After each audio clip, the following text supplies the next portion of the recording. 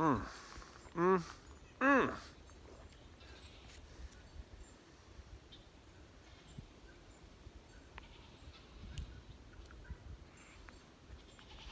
Mm.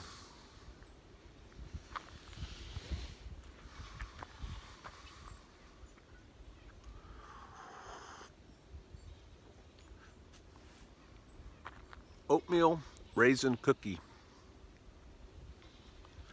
made by Sister Kate in our Dutch oven on top of our wood stove.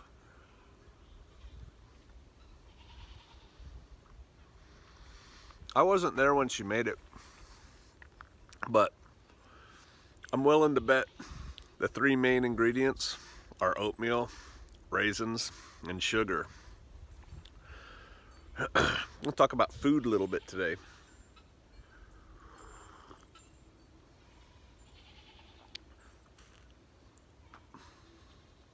There's a lot of ways to store food,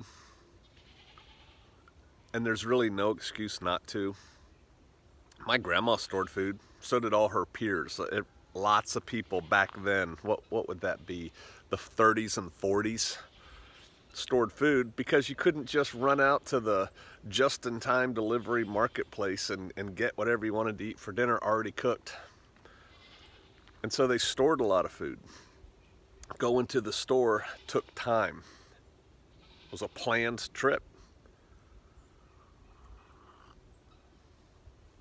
And so people had real pantries and things like that. And so little burbles in the system didn't really affect anyone. Those burbles could come. We have a very fragile delivery system. It works magnificently when it works. Just wonderful. I mean, the fact that right now you can go buy tomatoes and it's almost February is outrageous. Having food gives you options. When something terrible happens and people are running around behaving badly, if you can avoid that by staying home, shutting your doors and being quiet and eating spaghetti or oatmeal cookies, you'll be fine. Or you'll be finer.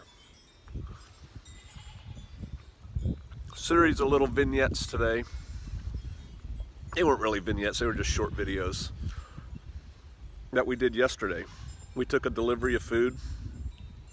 One of our sisters talked to us and said, hey, I can get this good food at a good price if we buy a lot of it. Anybody into it? Nobody really was. Tried it one more time, sent me an email, hey, how come everybody's not buying food? I said, I don't know, maybe everybody has food. Another sister said, I'll ring the bell. She took it up. Bam, a bunch of families went in and we got a truckload of food delivered. But then you have to deal with it, right? It comes in paper bags for the most part. And so we did. We worked together and we bagged it. The kind of food that you put in buckets is what I think of, which doesn't make it right, but it's what I think of as long-term food storage. I just don't get into my buckets very much. I kind of seal them and forget them. I have gotten into them, but usually not, because it works, it seals, it lasts forever. Pff, whatever, relative term, forever. But if you live in a normal house, in a normal area, you know, suburbia, city kind of, you can store a year's supply of food very easily just from the grocery store. Just buy canned goods and pasta and stuff that comes in boxes like crackers and Pop-Tarts and stuff. Some things don't store super long. Powdered milk. If you have babies and you want to store milk, or you think you're going to be doing a whole lot of baking and you want to store milk, I do recommend canned powdered milk. The stuff in boxes goes rancid. I've had mixed results with ramen, but 6 months is pushing it for ramen. Starts going rancid also. But other than that, there's so much preservatives in our food. Excuse me. I should really have a coat on. that it lasts a long time. But you know, peanut butter, jelly, Bisquick mix, crackers of all kinds, nuts, coffee, canned goods of any kind, jars of any kind, it all lasts a year. Just buy a little bit extra every time you go. Heck, buy a lot extra. Go buy a whole grocery cart of just tuna fish and peanut butter. Protein. And then you can start buying, and the golden rule of food storage, right? Store what you eat what you store, therefore you rotate it. Oh yeah. We used to, we don't here. But back when I lived in the world, we would buy like a year's supply of canned veggies. You know, corn and peas and beans, you know, green beans, stuff like that. But we don't eat a lot of canned goods. My wife is a big fresh food person. And so what we would do after about 2 years, we'd give them all away and start again. You know, just kind of finish them up. Not all at once, but we'd rotate through it that way because we just didn't eat a lot of canned goods. But if you do, there you go. Things you can't store a year's supply of really is like frozen food, if you're into that. The already prepared stuff, if you're into that. And so I guess another thing is learning how to cook, right? Could you make oatmeal cookies from scratch? Why not?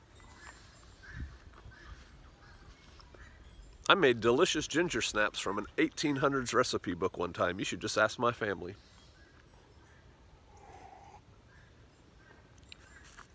Food. I try to live by example. I try to do the things I tell you to do. I have a secure enough ego. You know, I don't need everybody to think I'm some super uber prepper or whatever.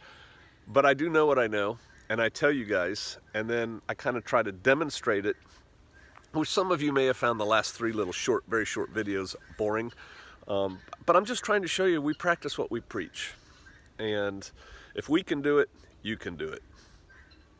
We have all kinds of people in our group, economically, socially, racially, you know, whatever. We can do it, you can do it. You just have to decide you want to.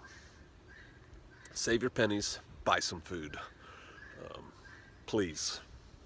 Food's gonna make a big difference. What's it mean when you say something positive and shake your head sideways? But I do believe, see now I'm nodding my head, I do believe food is gonna make a huge difference. It's gonna give you options, it's gonna give you time, gonna give you breathing room. So think about that, please. If you do not have a robust food storage setup, you're behind the power curve. Get out there and get some food.